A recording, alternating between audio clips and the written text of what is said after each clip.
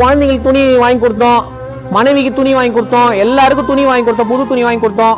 ஏதோ நம்மளால முடிஞ்சது ஒரு 4 பேருக்கு புது துணி வாங்கி கொடுப்போமே, இல்லாதப்பட்டவங்களுக்கு வாங்கி கொடுப்போமே, தெரு ஓரத்துல இருக்கிறவங்களுக்கு வாங்கி கொடுப்போமே, கை கால் இல்லாதவங்களுக்கு, ஊனமுற்றவர்களுக்கு நல்லது செய்வோமே, அது தீபாவளி. நம்மளால முடிஞ்சது ஏதோ 4 பேருக்கு நல்ல துணி, புது துணி இல்லாதப்பட்டவங்களுக்கு வாங்கி கொடுத்தா அது தீபாவளி.